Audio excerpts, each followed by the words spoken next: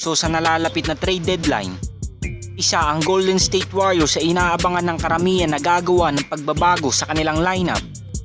Dahil alam naman nating sa simula pa lamang ng season ay sentro na kagad ang problema ng kanilang team.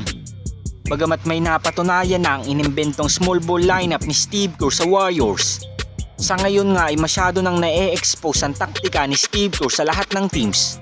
Dahil paulit-ulit na nga lang ang mga adjustment na kanyang ginagawa sa kanilang mga games.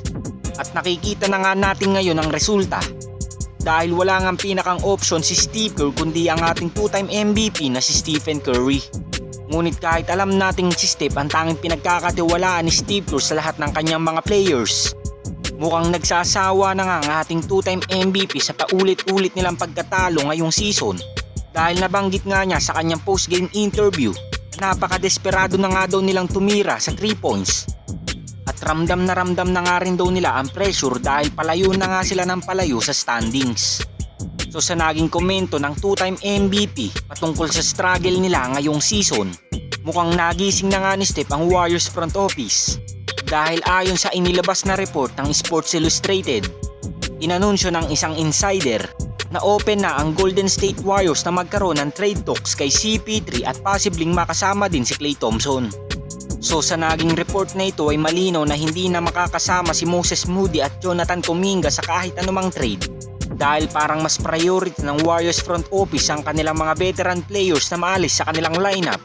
Dahil mas mapapakinabangan pa nga talaga nila ng mahabang panahon ng kanilang mga young players. At kung titingnan nga natin ang performance si CP3 at Klay Thompson, halos napakalalayo na nga nito sa mga dati nilang performance. Ngunit nandun pa nga rin ang kanilang impact sa kanilang team. At dagdag pa nga dyan ang hinihinging max contract ni Klay Thompson sa Warriors. Dahil kung mas pipiliin nga nila ang 4-time NBA champion, siguradong napakalaking kawalan nito sa Warriors front office. At hindi rin talaga nila mabibigyan ng magandang kontrata ang kanilang mga batang players dahil naibuhos na nga nila kay Klay Thompson.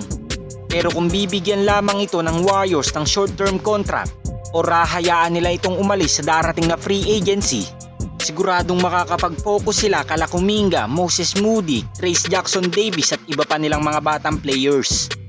So aabangan na nga lang natin ang naging report ng Sports Illustrated kung desidido na talaga ang Warriors na bitawan si Klay at CP3 dahil malamang sa malamang ay mukhang natauhan na ang Warriors sa naging pagkatalo nila sa Sacramento Kings at Los Angeles Lakers. Kayo mga Lods, sang-ayon ba kayong bitawan na ng Warriors si Klay Thompson at CP3? Comment down below lang mga Lods. At ito lang ang ating NBA updates ngayon mga Lods.